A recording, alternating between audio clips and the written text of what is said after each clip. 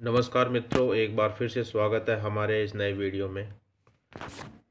हम पढ़ रहे हैं कक्षा 6 सामाजिक विज्ञान और इसमें है हमारा राजस्थान। इसमें राजस्थान अध्ययन से संबंधित सारी सामग्री है। भाग 1।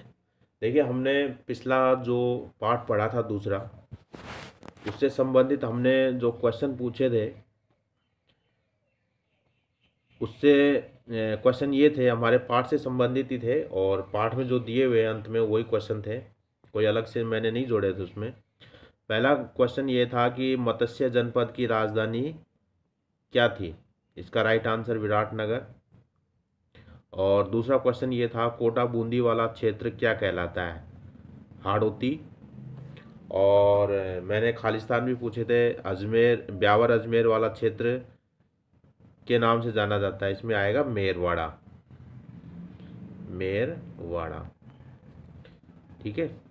और जयपुर है उसके आसपास के क्षेत्र की भाषा कहलाती है, क्या कहलाती है, वो कहलाती है ढूंढाड़ी। ढूंढाड़ी, ठीक है। जयपुर उसका आसपास का क्षेत्र। अब है पाठ 3, इतिहास जानने के स्रोत। देखिए, हम जानते हैं कि हम जब इतिहास पढ़ते हैं तो उसमें जो सामग्री मिलती है वो सामग्री हमें किन स्रोतों से मिलती है। हम इस पाठ में वही जानने का प्रयास करेंगे कि वो क्या क्या स्रोत है जिससे हमें जानकारी मिलती है। और सामान्यतः राजस्थान इतिहास जानने के स्रोतों के बारे में ही जानकारी है। प्राचीन काल के वे अवशेष जिनसे हमें स्थान एवं घटनाओं के संदर्भों को समझने में सहयोग मिलता है, पुरातात्विक स्रोत कहलाते हैं। ऐसे स्रोतों में अभिलेख, मुद्रा। अभिलेख का मतलब होता है कि जो पत्थर इत्यादि पे जो लिखे गए हैं, क्योंकि जो दुर्ग होते हैं, महल होते हैं, उनमें बड़े पत्थरों के ऊपर इस प्रकार के लेख लिख दिए जाते हैं, या अलग से कोई पत्थर वगैरह स्थापित करके उस पर लेख लिखे जाते थे, क्योंकि वो न तो बरसात से नष्ट होता था न धूप से, और पत्थर लंबे समय तक टिका रहता था। इस वजह से इस पे लिखना लोग पसंद करते थे। दूसरा है मुद्रा। मुद्रा यानी जो सिक्के वगैरह चलते थे। स्मारक यानी किसी की याद में कोई महल वगैरह कुछ बनवा दे, उनके ऊपर कुछ लेख लिखा जाए। कुछ कलाकृतियाँ होती थी, ठीक है।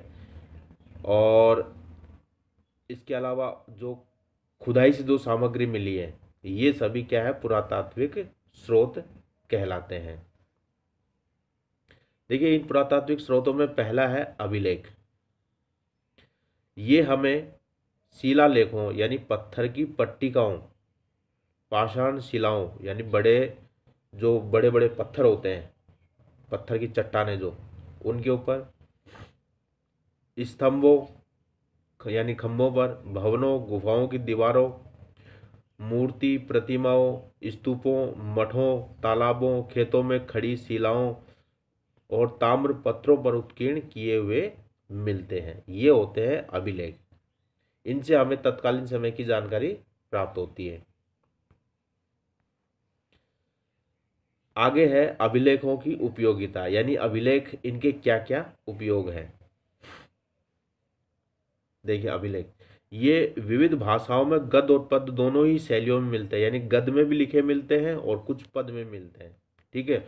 और जिनमें दोनों का मिश्रण होता है उनको बोलते हैं चंपू काव्य। तो इस प्रकार की चंपू शैली में भी लिखे हुए कुछ अभिलेख मिलते हैं। इन अभिलेखों में शासकों, उनके आश्रित लोगों, रानियों, राजकुमारों, सामंतों आदि के नाम, घटना की तिथियां, शासन कार्यों और आज्ञाओं का उल्लेख मिलता है। आपको ध्यान होगा कि जो सम्राट अशोक जो थे, उन लोगों ने, अशोक ने अपने जो आदेश है वो पत्थर की शिलाओं पर ही लिखवाए थे, और वो हमें आज भी मिलते हैं वो आदेश। साथ ही इनसे तत्कालीन सामाजिक, राजनीतिक, धार्मिक, सांस्कृतिक जीवन आदि की जानकारी भी मिलती है। प्रशंसा में लिखे गए अभिलेख प्रशस्ति कहलाते हैं। प्रशंसा मतलब कोई राजा या सामंत या कोई बड़ा व्यक्ति, उसकी प्रशंसा में लेखकों के द्वारा या कवियों के द्वारा जो लिखे जाते थे उनको प्रशस्ति बोलते हैं। अब है प्रमुख अभिलेख। वो प्रमुख अभिलेख कौन कौन से हैं उनके बारे में हम जानकारी ले लेते हैं। देखिए, नगरी अभिलेख, कंसवा अभिलेख, घटियाला अभिलेख, किराड़ू अभिलेख, नादसा और बरनाला यूप यानी स्तंभ लेख, सामोली शिलालेख इत्यादि से राजस्थान की धार्मिक व्यवस्था, यज्ञों के प्रकार, भूमि तथा द्रव्यदान, द्रव्यदान यानी धन दौलत दान इत्यादि, और राजनीतिक सीमाओं की जानकारी प्राप्त होती है। ये प्रमुख अभिलेख है जिनसे हमें राजस्थान के तत्कालीन समय की जानकारी मिलती है। उदाहरण स्वरूप घटियाला अभिलेख प्रतिहारों, ठीक है, घटियाला अभिलेख किससे संबंधित है? प्रतिहारों। और बिजोलिया शिलालेख चौहानों का इतिहास जानने के प्रमुख स्रोत हैं। यानी घटियाला अभिलेख कौन से शासकों की जानकारी देता है? प्रतिहार शासकों की जानकारी देता है। और बिजोलिया का शिलालेख किसकी जानकारी देता है? चौहानों की जानकारी देता है। और एक अन्य प्रमुख शिलालेख है चिरवा का शिलालेख। चिरवा का शिलालेख एग्जाम में इससे संबंधित बहुत बार क्वेश्चन पूछा गया है, चिरवा का शिलालेख से संबंधित, है ना। और चिरवा का शिलालेख में क्या है? इसमें है रावल समर सिंह के युग की जानकारी मिलती है। जो रावल समर सिंह थे मेवाड़ के शासक, उनकी जानकारी मिलती है। आगे है स्मारक, यानी किसी की याद में जो बनवाए जाते हैं महल भवन वगैरह, दुर्ग वगैरह, उनको स्मारक कहते हैं। राजस्थान के विभिन्न स्मारकों में दुर्ग प्रमुख हैं, यानी जितने भी प्रकार के स्मारक हैं उनमें दुर्ग सबसे प्रमुख है। इनमें चित्तौड़गढ़ का दुर्ग, जालोर, गागरोन का दुर्ग, रणथंभौर, आमेर, मेहरानगढ़, तारागढ़। देखिए, तारागढ़ के 2 किले हैं, एक तो अजमेर में है और एक बूंदी में। कुंभलगढ़ आदि दुर्ग महत्वपूर्ण है। इनके अलावा भवन, राजप्रसाद यानी महल इत्यादि, सार्वजनिक भवन, स्नानागार, जन साधारण के घर, विहार, मठ, चैत्य, स्तूप, मंदिर, समाधि, बावड़ी, कुएं आदि भी ये स्मारक कहलाते हैं। अब है मुद्राएं। मुद्राएं देखिए, मुद्राओं पर अंकित चिन्ह, भाषा, लिपि, सन, संवत, नाम सहित धातु की शुद्धता, नाप तोल आदि से हमें उस समय की समृद्धि आदि का ज्ञान होता है। यानी आप सिक्के वगैरह देखेंगे तो सिक्कों से पता लग जाएगा कि उनके नाप तोल या उनके वजन ज़्यादा भारी है, इसका मतलब समृद्ध राज्य रहा है। हल्के रहे हैं तो समृद्ध राज्य नहीं है, या मिलावट वाले सिक्के हैं तो समृद्ध राज्य नहीं है। इनसे हमें उस समय के आर्थिक स्थिति का भी भान होता है। इसके अलावा उस समय के जो साल वगैरह, जो सन वगैरह लिखे रहते हैं, उनसे भी हमें जानकारी मिलती है। आपको चित्र में दिखाई दे रहा है विभिन्न प्रकार के सिक्के। सिक्के राज्य और शासक की शक्ति के सूचक भी होते हैं। आहड़, रैंड, बैराट, रंगमहल, सांभर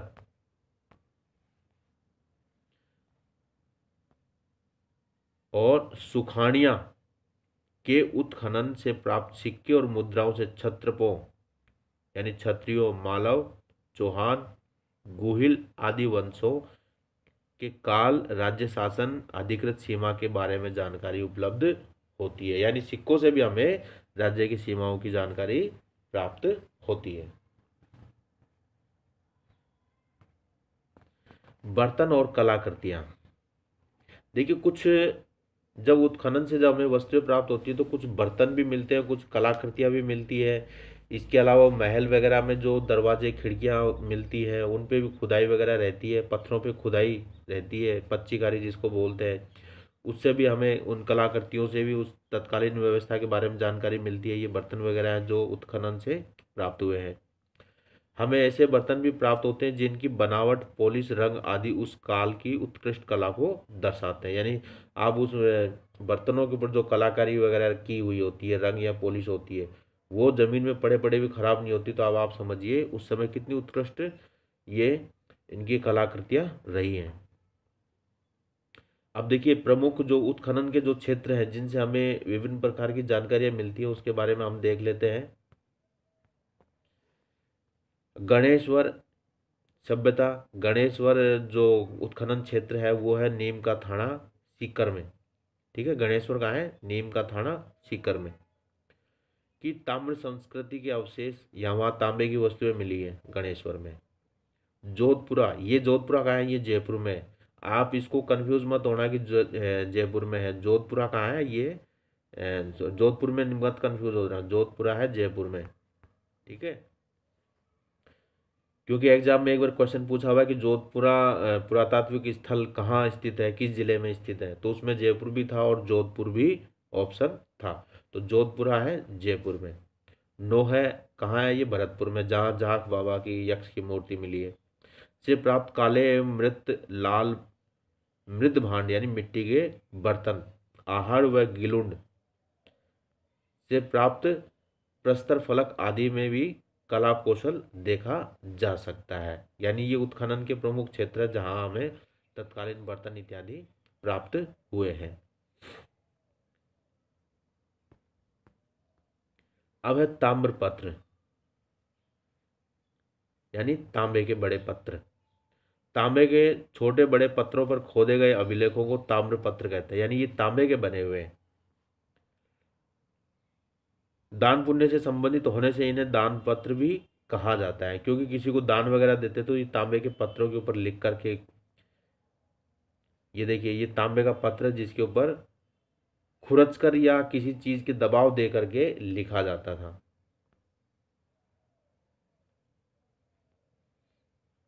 12वीं शताब्दी के उत्तरार्ध में देखिए कुछ साहित्य वगैरह भी हैं जिनसे हमें तत्कालीन समय के इतिहास की जानकारी मिलती है। जो साहित्य है वो उस समय की जो प्रचलित भाषाएं थी, ठीक है, जो संस्कृत या प्राकृत या पाली भाषा थी जो प्राचीन काल की, उसके बाद अन्य भाषाएं भी आई। डिंगल पिंगल में भी साहित्य लिखा गया, जो राजस्थान की प्रचलित भाषा है। डिंगल पिंगल में बहुत प्राचीन राजस्थान का प्राचीन साहित्य खूब मिलता है।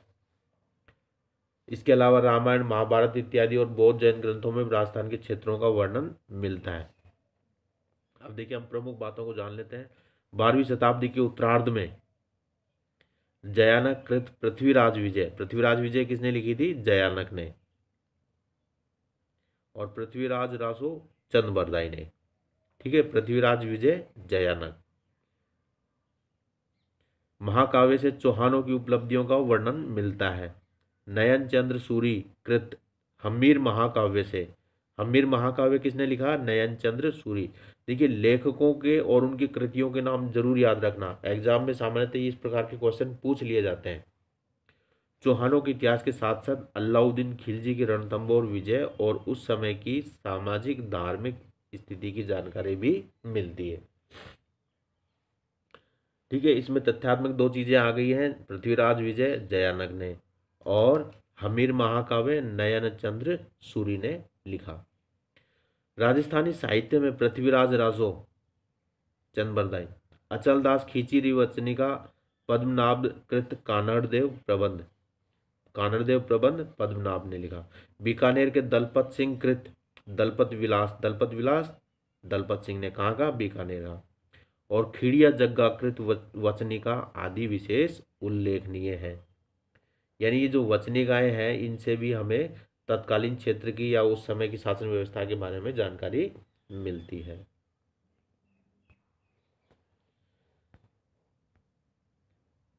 नयनशीरी ख्यात और बांकीदास की ख्यात, दयालदास की ख्यात जोधपुर राज्य की ख्यात आदि से इतिहास जानने में सहायता मिलती है। फारसी उर्दू तवारीखों इतिहास ग्रंथों, यानी तवारीख का मतलब होता है तारीख। ठीक है, फारसी उर्दू ये तुर्की वगैरह के शब्द हैं। तवारीख यानी तारीख, यानी उस समय की तारीखों में जो प्रचलित घटनाएं हुई थी उन घटनाओं का वर्णन मिलता है तवारीखों में। से हमें विशेषतया मध्यकालीन राजस्थान के इतिहास जानने में मदद मिलती है तवारीखों से।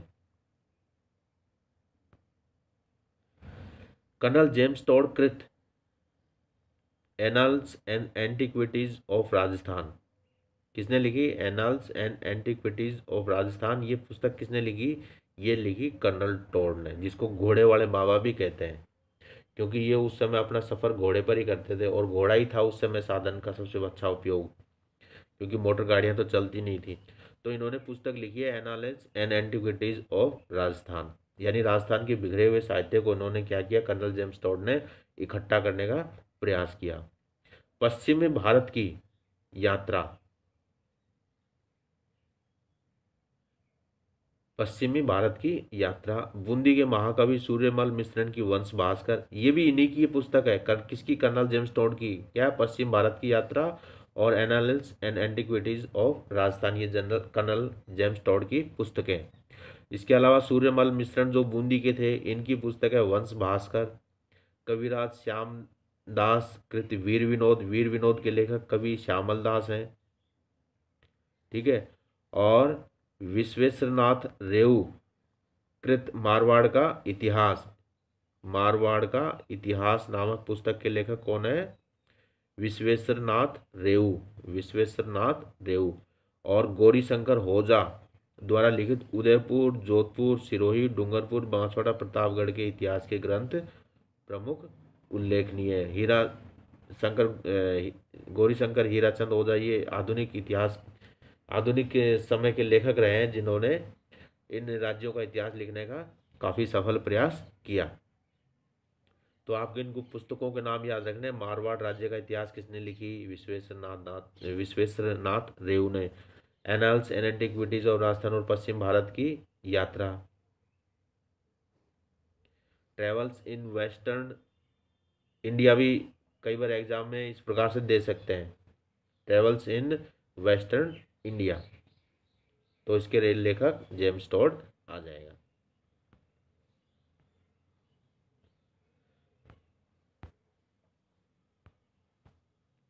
देखिए आपके इस पाठ में सिर्फ इतना ही है, कोई खास ज़्यादा नहीं है, लेकिन फिर भी काफ़ी चीज़ें ऐसी हैं जिनको आप यदि चाहें तो स्क्रीनशॉट ले लें इसका, या फिर आप एक कॉपी लेके बैठे जब आप वीडियो देखें, और जो महत्वपूर्ण चीज़ें हैं उनको और भी वेरी शॉर्ट लिखें, ताकि बहुत कम समय में आपको जैसे ही परीक्षा नज़दीक आए कोई भी, तो आप उसको एक बार सरसरी तौर से अपनी निगाह में से निकाल सकें। तो आज मैं आपसे 2 क्वेश्चन पूछ रहा हूँ इस वीडियो से संबंधित, और मेरा पहला क्वेश्चन ये है कि मारवाड़ का इतिहास, मारवाड़ का इतिहास पुस्तक के लेखक कौन है? मारवाड़ का इतिहास पुस्तक के लेखक का आपको नाम बताना है। और दूसरा है वंश भास्कर, वंश भास्कर पुस्तक किसने लिखी? वंश भास्कर के लेखक का नाम आपको कमेंट्स बॉक्स में लिखकर